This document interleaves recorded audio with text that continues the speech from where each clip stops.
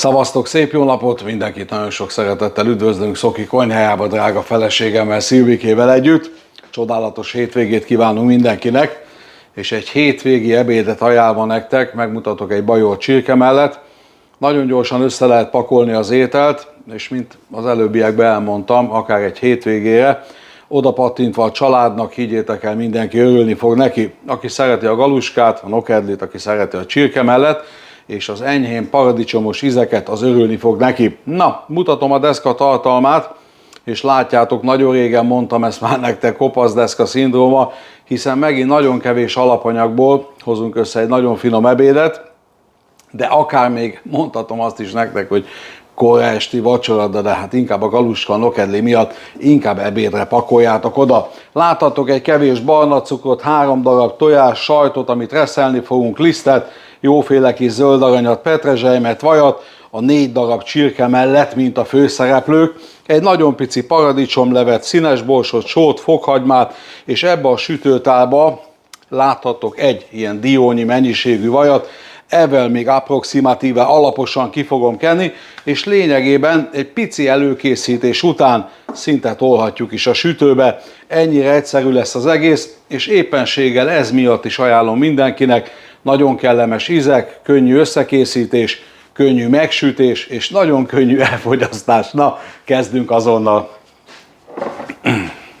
Első körben foglalkozunk a csirkemellekkel olyan szinten, épp egy nagyon picit meg fogom nyitni őket, egyetlen egy mozdulattal. Éppen csak nagyon-nagyon finoman kinyitom, ennyi az egész, így fogok eljárni az összessel. Lényegében, hogyha gondoljátok, akár egybe is lehetne hagyni, de nekünk most célunk, hogy egy elősütés után a sütőben már ne töltsenek hosszú időt. Ennyi az egész. Akár innen, tehát bármelyik oldalról egy nagyon-nagyon picit meg lehet könnyíteni. Éppen egy picit ki kell nyitni őket. Tökéletes. Jöhet a fűszerezés. Ami nem lesz más, csak só és bors. Alaposan meg fogom sózni. Egy picit megtörlöm a kezem. Csúszik a daráló. Ennyi. Mind a két oldalát sózom, és éppen egy pici tört borssal meg fogom szórni. Utána jöhet az elősütés a vajon. Ha van kedvenc fűszer, természetesen rá lehet szórni még. Ennyi, többet nem is teszek rájuk. Fordítom, és a túloldal ugyanez. Melegítem a vajat, jöjjön az elősütés.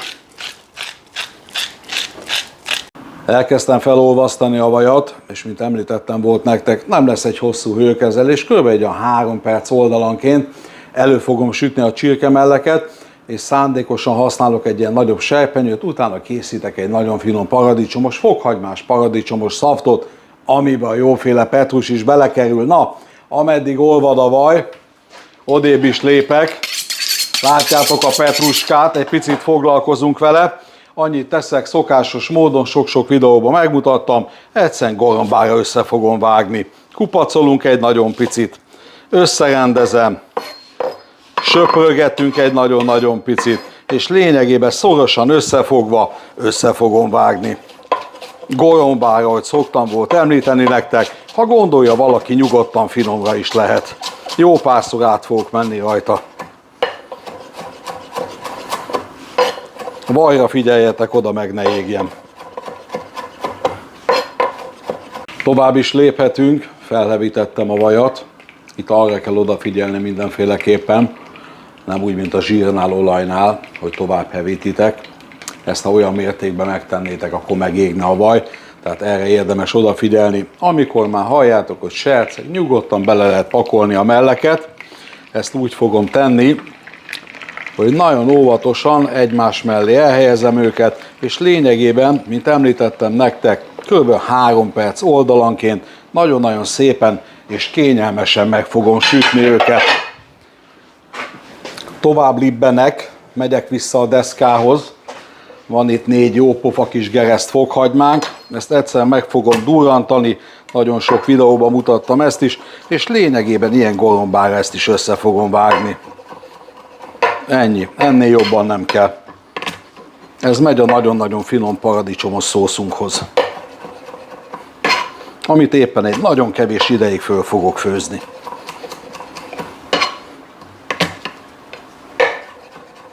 Meg vagyok a csirkemellek elősütésével, gyönyörű szépen megsütöttük mind a két oldalát, de természetesen ez még nem azt jelenti, hogy teljes mértékben át van sülve. 3-3 perc oldalanként nézzétek meg, fantasztikus. Elkezdem kilapátolni őket egy mély tányérba, és ennek a vajnak egy igen nagy mennyiségét el fogom csenni, olyan értelemben, hogy ebbe az üvegtálba ki fogok lapátolni, és éppen egy nagyon-nagyon picit hagyok csak az alján. Ennyit hagyunk, cuzámen, jöjjön a paradicsomlé, nem túl nagy a mennyiség, nem is kell, jöjjön egy pici barna cukkeró, ha elindulna, és jöjjön éppen egy nagyon-nagyon pici bors hozzá. Ezt az egyveleget körülbelül egy olyan 2-3 percig össze fogom főzni. Jöjjön hozzá egy nagyon pici petruska, és az említett és látott összevágott fokhagyma. Tökéletes. Hozom a fakanalamat, amit jól eldugtam ismét. Össze fogom forgatni, pár percig kiforralom, és lényegében utána félrehúzom. Teszem fel a nokedlinak a vizet, haladunk tovább. El is készültünk ebben a jóféle kis paradicsom mártással, szósszal, de említhetném úgy is, hogy egy nagyon pici kenőccsel, hiszen kenőcs állaga lett, és természetesen azért, mert kihajtottam jóformán belőle a vizet. Na, annyit fogok tenni, a tűzhely ezen oldalát el is zárom, hagyjuk békén, levettem nullára. Látjátok, föltettem a vizet a nokedlinak, idehozok összesen egy evőkanál sót, és míg felforra a víz, természetesen elkészítjük a galuska tésztát, a nokedli tésztát, mi sem egyszerűbb, higgyétek el.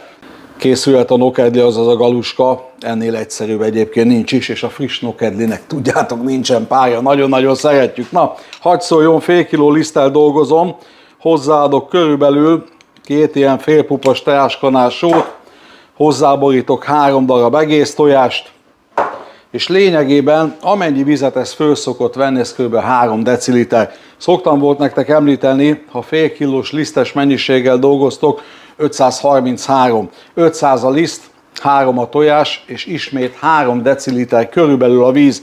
És annyi a titka az egésznek, nem öntöm hozzá első körbe az egészet, hogy egyszerűen fogtok egy fakanalat, egy éttermi sima leveses kanalat, teljesen mindegy, és csak addig kell kidolgozni a tésztát, ameddig már a lisztes állagot nem látjátok, kezit csókolom, ennyi az egész, tehát tovább nem kell szanaszét dolgozni a tésztát, ha így mondhatnám, és meglátjátok, pikpak, nézzétek meg, gyönyörű szépen egybeáll az egész.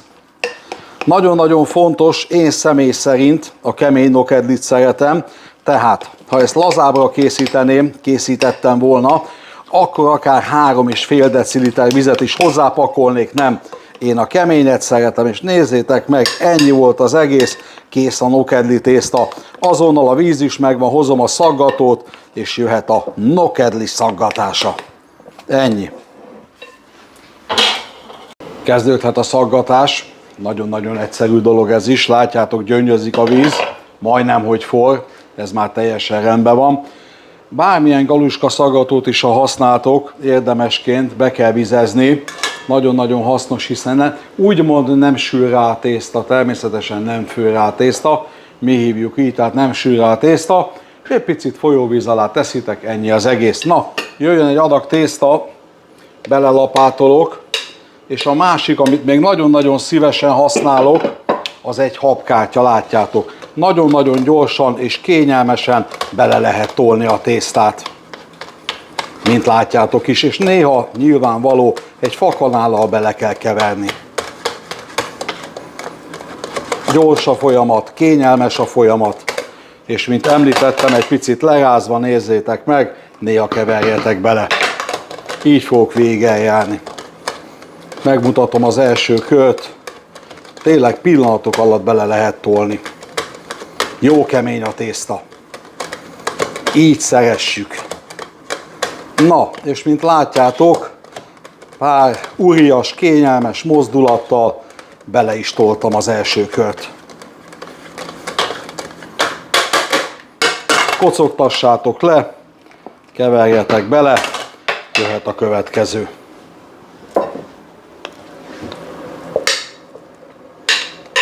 Megfőtt a nokedli, nagyon szép feszesek, peckesek. Tűzhelyet le fogom zárni. Egy picit magam felé emelem az edényzetet, és jó sok lé nélkül, egy szűrővel át fogom lapátolni a kivajazott tába, és természetesen ehhez hozzá fog kerülni nem sokára a finom pecsenyelé és egy kevés reszelt sajt.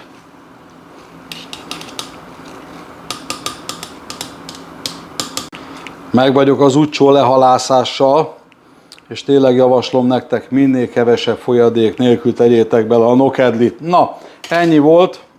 Jöhet ez a nagyon kellemes kis vajas pecsenyelé, amit szét fogok küldeni benne, és egy fakanállal alaposan el fogok dolgozni. Hát már így magában meg lehetne enni, nagyon-nagyon kellemes. Na de itten nincsen még vége. Annyit fogok tenni, hogy a 200 g sajtnak körülbelül az 1/3-át belereszelem, és ismételten összeforgatom. Nagy lukú reszelővel dolgozom.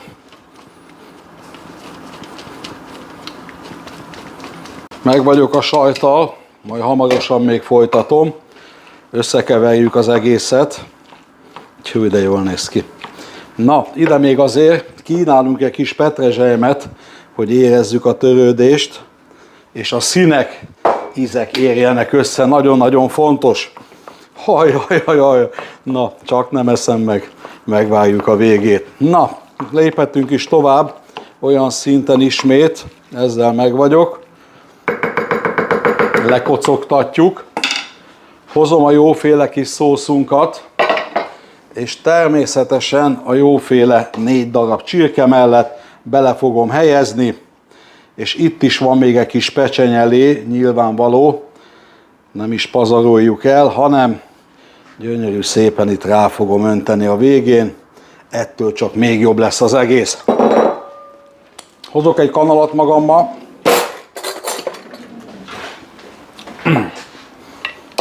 összelapátolom a szószt, és éppen mindegyik csirkének a tetejére rálapátolok egy kicsit, el fogom osztani, ez pont 4 adag, és lényegében utána ismételten reszelt sajtot teszek rá, de itt már csak a csirkére. Ennyi, kész, el is osztottuk, tökéletes. Jöhet a sajt, de kimondottan itt már csak a csirkékre teszek. Mehetnek a bajolt csirkemellek a sütőbe, 190 fokra felfűtöttem a sütőt, alsó-felső sütési módozatba fogunk sütni. Na most egyetlen egy mondat, ilyenkor, és lényegében láttátok, az első hőkezelés már megtörtént az elősütés szinten, ilyenkor már csak szó szerint egy jó erős pirt kell sütni rá, de nyilván ez se 3 perc lesz, tehát legalább egy 15 percig benn fogjuk tartani a sütőbe, de természetesen majd mutatom nektek, vagy pontosabban az időt is elmondom. Na, nyíljon a sütőajtó, hadd szóljon, alulról fölfel a második polcon sütünk, lényegében akkor vagyunk kész, akkor kell kivenni, amikor gyönyörű szépen ropogósan rásült a sajt.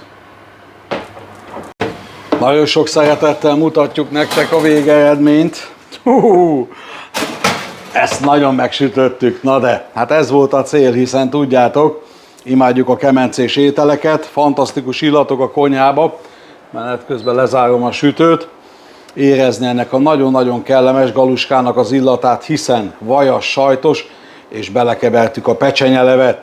Ne tovább, ott vannak a paradicsomos, fokhagymás illatok magán a húson, és természetesen a sajt. Na, annyit fogunk tenni, mindenkit megint csak türelemre intek, kell várni egy 6-8 percet, kitálalom, megmutatom nektek. Hát higgyétek el, és ez pont olyan étel, hogyha most meghívnék magamhoz valakit, bekötném a szemét, és megkérdezném tőle, hogy milyen illatokat érez, precízen, pontosan mindent el lehetne mondani, tényleg a petrezselyemnek, a sajtnak, a nagyon-nagyon kellemes vajas illatokat érezni, nem utolsó sorban a paradicsomos fokhagyma, na az is nagyon-nagyon kijön. Várunk pár percet és tálalok, jó? Ennyi volt, tényleg nagyon egyszerű étel, én azt mondom, nektek érdemes elkészíteni.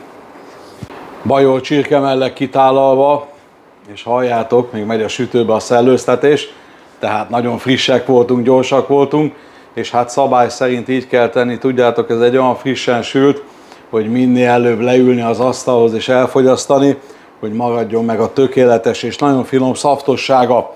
Egy villával azért megmutatom nektek, széttúrom a galuskát, a nokedlit, hogy azt is lássátok, hogy belül vajpuha és szaftos az egész a sajt miatt, tehát meg a vaj miatt természetesen, tehát csak a külső széle van megsülve a nokedlinek. Nagyon-nagyon szeretjük, ha gondoljátok, akár nem is kell ennyi ideig sütni, de én javallom főként, aki szereti a kemencés hatást, és tényleg ebben a helyzetben is még vajpuha és szaftos a csirke. Egy kis kovászos uborkával és még több petrezselyemmel fogjuk elfogyasztani, hiszen az én adagomat majd jó meglegyítem vele. Fogadjátok nagyon sok szeretettel, fogyasszátok el nagyon egészséggel. Ahogy szoktam, volt mindent pontosan, precízen le fogok írni a videó alá, de láttátok, tényleg nagyon-nagyon egyszerű az egész, és egy pompás kis asztalra való, akár a hétköznapokra, vagy éppen a hétvégére. Szavaztok, jó egészséget kívánok, vigyázzatok magatokra!